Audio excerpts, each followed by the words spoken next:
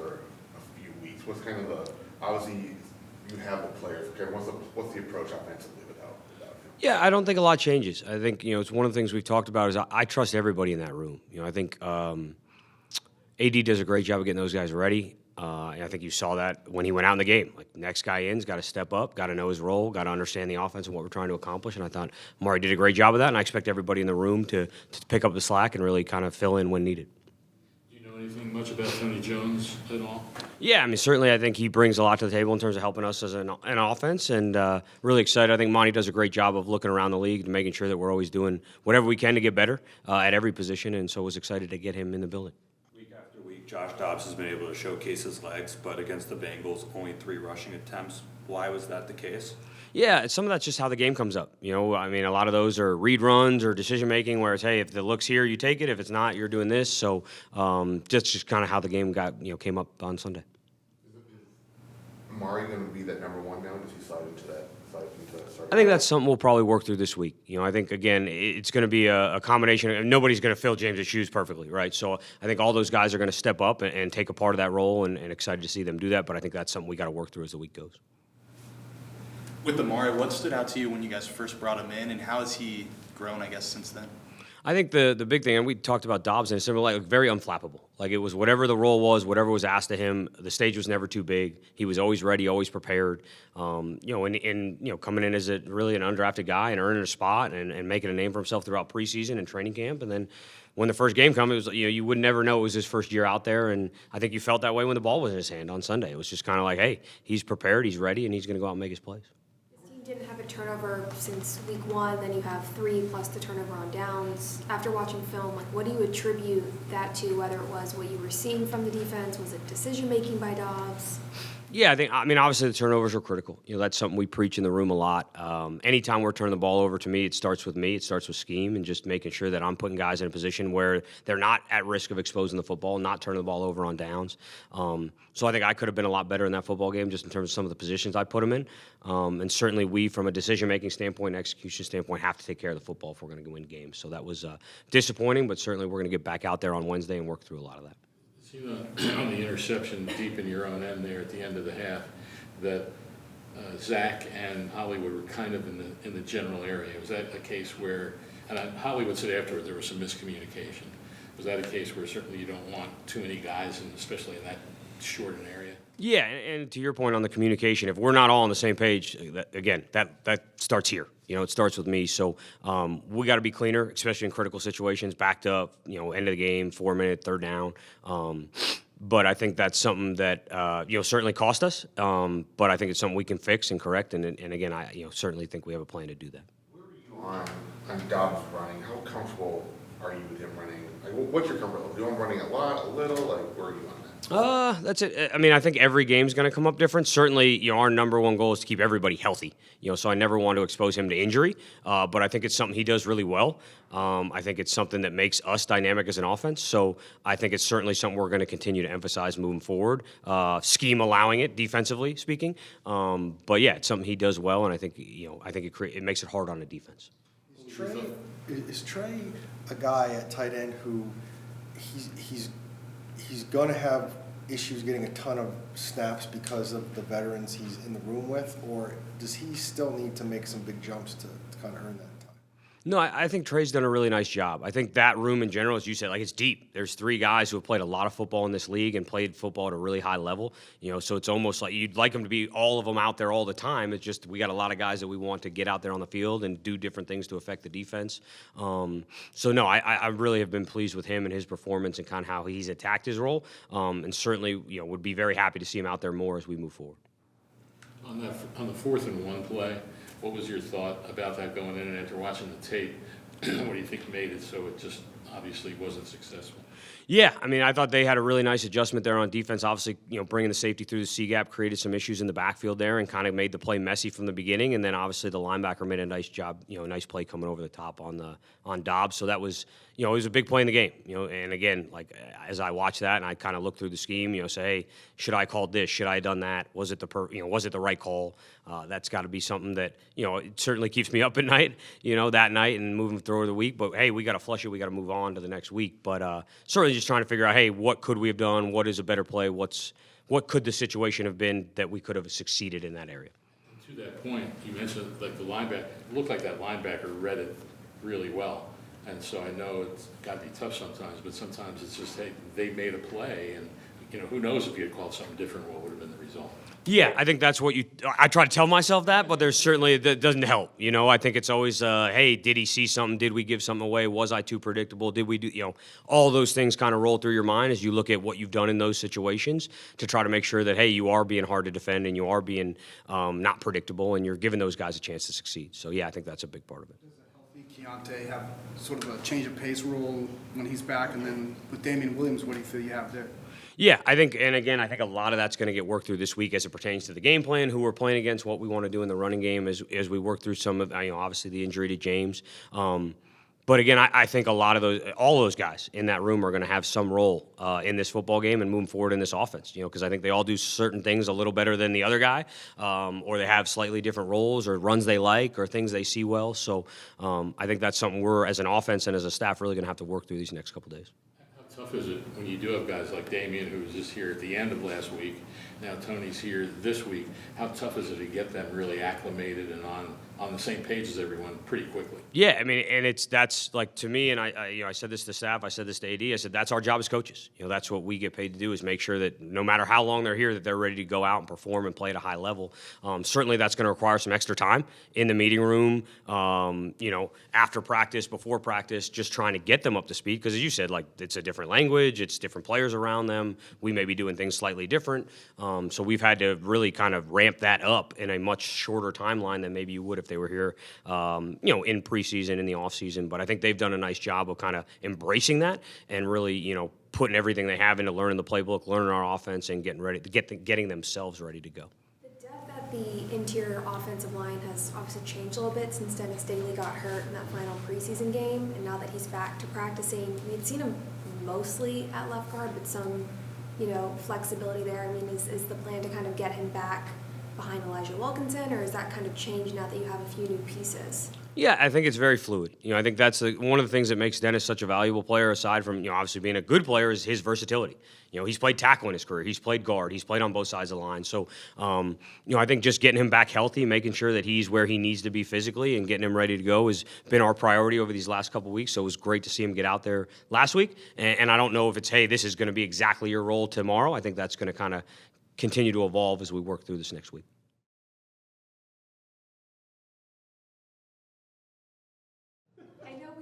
Because you've had a lot of, can I say, injuries in my question to the defense. When you have a game where you are having Jalen leave, you're having Antonio Hamilton come in and out, how are you adjusting on the fly to that when you're already down and you're constantly throughout the game now? It's not just the start of the game. Correct, yeah.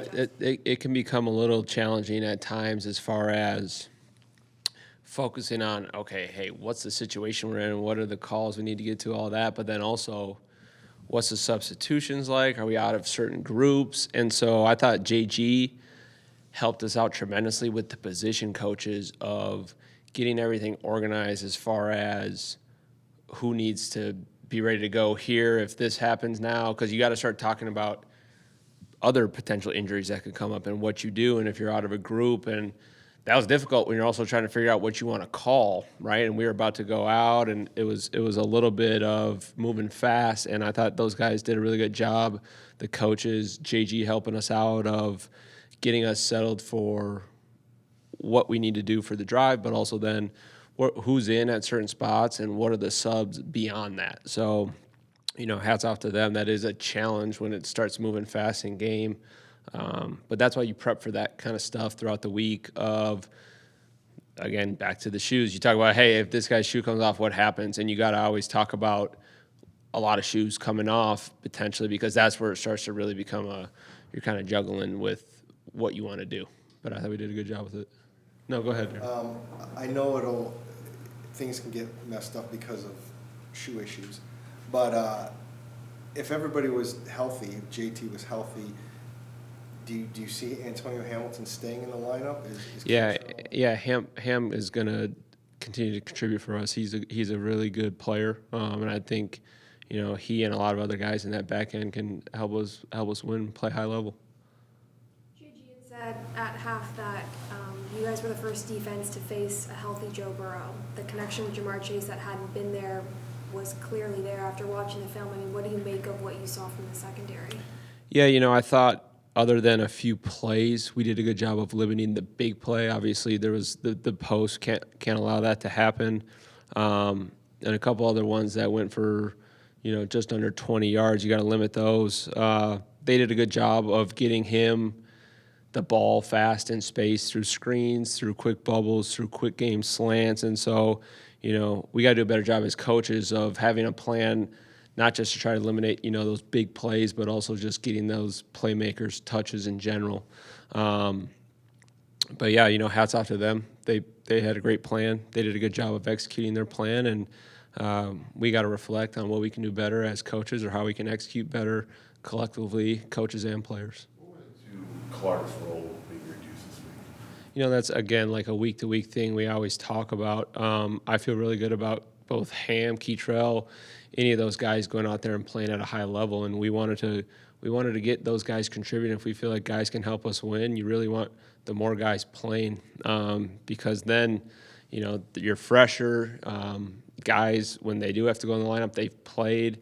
And so that was just something that, week to week we talk about how roles can change, and that's what we decided for last week. How helpful was it to get Josh Woods back in the defense?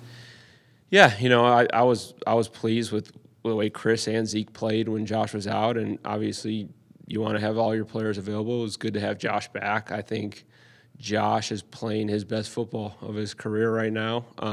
Obviously things he knows he needs to get better at, but I love the motor and the effort that Josh plays with. That definitely, you can feel his intensity. You can feel his leadership on the sideline as well. So I really enjoyed having Josh back. Going off of that a little bit, he said yesterday that in the meeting you gave an analogy about the Sirianni analogy? Yeah, the Sirianni analogy. It's a good Do analogy. you think, I know that Philadelphia was able to turn around when they were 2-5, when Nick brought that up and ultimately pushed their way to the playoffs.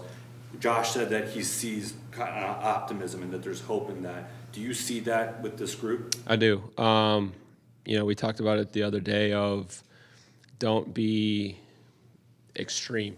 Don't be emotional with your decisions. You got to find ways that we have to get better, schematically, technically, physically, all of it. We got to continue to improve, and you got to find what are those incremental changes that you do need to make in order to win those close games. Because it's the guys have gone out there. It's not the issue of effort or playing with intensity, violence. I thought we've tackled well. But it's what are those little changes, whether that's the plan or the execution of the plan that we need to do to get better. And if you keep doubling down on that and believing in it and being convicted, then you will start to see those results. You mentioned the week-to-week aspect of it, and with all the personnel. And Antonio hadn't played hardly at all the first few games, first four on defense. Has this been kind of an overall matter of just figuring out where everybody fits and what's the best combinations are? Yeah, it's all like roles are always changing, and us coaches, we're always trying to figure out what are the best pieces to put in certain places on a week-to-week basis and over the course of the year. So it's not just at that position; it's every position of, what should everyone's reps look like? Where should we be? What do we need to do this week? What's our plan? Whose skill set best fits this plan? And so that's just something that's going to be forever happening here this season and beyond. Since he got here, it seems like Kayvon Wallace has had a pretty big role. He had the interception, the big stop on that goal line stand. What has he brought to this defense? Yeah, intensity. Good tackler, good energy, high. Like, he loves football, and I enjoy coaching Kayvon a lot. But he has brought some spark in that sense, and he's always as long as I've been around him, had that to him. He's got to keep continuing getting better in that safety spot of techniques, execution scheme, all that, and as he continues to do that, I'm excited to kind of see where he's going to continue to go. But he's definitely been a valuable piece for us since he got here. Jonathan was a big help, and when Thompson went down, can you guys explain what did he do? Like, how did he kind of get involved with helping you guys decide, like, all that, like, whatever? Yeah, so he was just very intentional on, hey, right now, Nick, figure out, well, we knew, what we had to do. Obviously, we had a plan for who had to go in, but he did a good job of, Nick, right now, figure out what calls you need to get to here this drive and everything like that. But then also, hey, position coaches, come here real quick. Let's talk about, like, are we good with this group? Hey, Nick, you might be out of this group this series. Just let's get settled in. Got it. Thank you. Like, I'm going over that. Jonathan's working with the coaches on, hey, if this now happens, what happens? Boom, boom, boom. And honestly happened in probably 20 seconds. Like, they did a really good job with it, and it took a little bit off my plate, so I appreciated that. They were on it. What does that do for you when that is taken off your plate? You can just focus on. Yeah, exactly. That's exactly it. You can keep focusing on what do I got to do this upcoming drive, what's the situation in the game, am I prepping for whatever here, and it allows you to focus on. It allowed me to focus on doing my job, which that is also something that I do take responsibility for, of making sure that we're subbed right and everything like that. But I just thought those guys did a phenomenal job of being on it. There were some big plays with sacks in the first half, but it wasn't there in the second half. Did Bengals do something different? Was it game situations, or what do you think was why that happened? Yeah, they did some things protection-wise to change up, but you got to get them in third down pass situations. And I think, when we did that, we did a good job of executing. And you got to continue to do that throughout the game. So I'd say just you got to get them in as many of those situations as possible to pin your ears back and go. What would you say gives you the flexibility to have a lot of looks on defensive front, defensive line? Can you say the question? Just the flexibility to have that many different multiple looks on up front defensive line. Yeah, you're saying like to get to those situations. Yeah, it's important. You want to. It puts stress on obviously the offensive line and the protection and the scheme, but also the quarterback can muddy the picture for him. Not just as far as am I getting pressured or is it a 4-man rush, but what is the coverage behind it? And and when things look chaotic, sometimes it takes a second to stare at it and really understand and figure out what's going on. Obviously, last week, that's an elite quarterback, and he'll probably see it as fast as anybody, along with the quarterback that we're about to play. But you do want to be able to try to that's the most important position on the field, is that quarterback, and you got to be able to affect him in multiple ways. So, yeah, the more you can make it difficult for him to know where he needs to go with the ball, I think it's the better. Whether it's first, second down, third down, 2-minute, all of it. I think the more you can find ways to do that, it'll help you win. Last week I'd asked about Garrett Williams, since you hadn't seen him on the practice field, and then he started practicing the next day. Yeah. From that week, I guess just first, what did you see from him, and also where do you kind of envision him playing a role in this defense?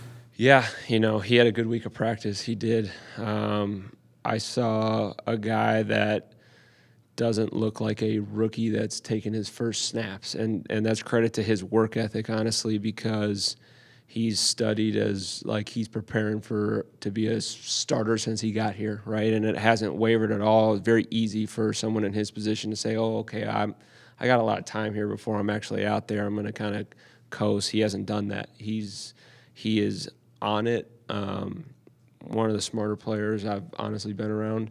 And you could see that show up. The application of it was impressive because, like, at least I think I know the defense very well. And I would probably go out there and mess up because it's one thing to know it on paper or in the film room, but to actually go out and be able to process fast and execute it is hard.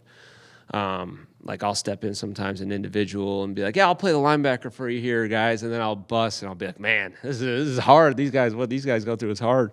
So that was impressive, along with just his technique, his coverage ability. He was connecting on routes. And so, going forward, he has a diverse skill set. And we saw that coming out of the draft as far as being able to cover from press, from off, being able to tackle, like all of that, it gives him some versatility. So, we'll see going forward I think this guy could probably play multiple spots in the back end, and wherever we think we need him to play to help us win. That'll be the plan, probably week-to-week basis. What more do you need to see from him to get him back on game day? Well, that's probably more of a question for medical, not me. Because there's a whole, volume load and protocol that he has to get through in order for it to be the right time for him to return. So I don't want to speak on that. But as far as playing, I was very excited off of last week. He's got to put together another good week of practice and show that he's ready to play in the system, execute at a high level. What do you see from the Rams offense, and especially that they're young, that the rookie receiver?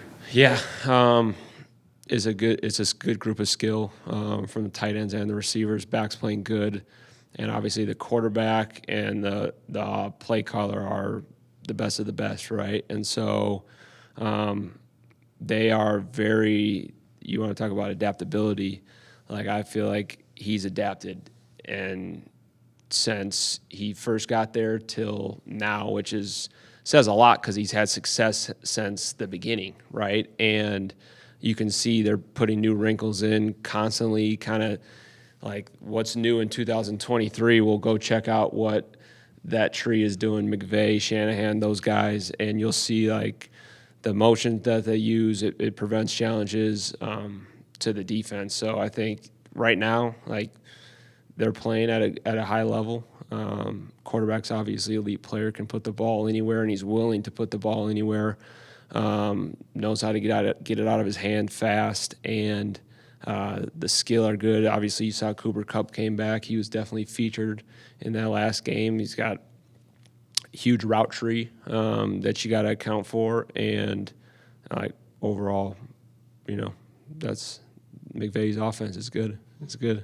When you trade someone like Van Jefferson, like today, how does that affect what you do? Do you take out what you had planned for him? Like what's that process?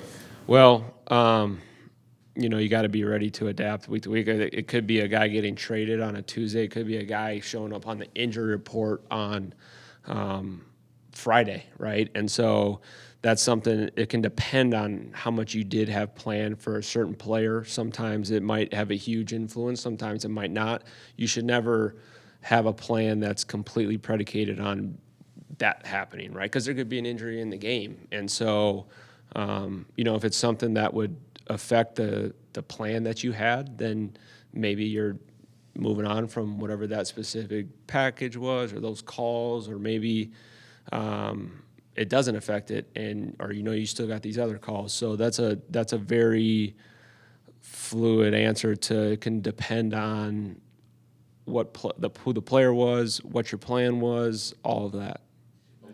McVay's offense going against Zach Taylor and Kyle Shanahan the last couple of weeks, how much of a foundation does that give you? Yeah, there's similarities, but they're their own guys too. You know what I'm saying? So there's definitely a lot of crossover, probably more crossover with Zach Taylor and McVay than Shanahan. Mainly more with the personnels that they use, but there are definitely similarities, and you got to know that they're going to be looking at those previous games and looking at what the plan was and maybe how they could try to attack that plan. So it's definitely something that you're taking into consideration. Question with the adjustment, guy shows up in the injury report. Obviously, you didn't know about Higgins, what was going to happen with him last week. But then Irwin kind of had a quiet, pretty good game. How did that surprise you at all, and how was that prep like with those receivers? Yeah, T. Higgins is a really good player. I think you never want to, unless you know that a guy's out, you never want to assume that a really good player is not going to play, and then if he plays and you don't have a plan for him, you're kind of not in a good spot. So you're better off to overplan for guys, and he came in and had a good game. We got to put together a better plan and execute. So yeah. How much better was Burrow's mobility than he had put on film in the first 4 weeks? He was moving pretty good, I would say. I don't, you'd have to ask him on how good he felt doing it, but he definitely was able to kind of escape some pockets. We need to rush better at times as a group, and we left him some lanes, and he took advantage of it. But, you'd have to ask him how good he felt, but I thought he was moving pretty good.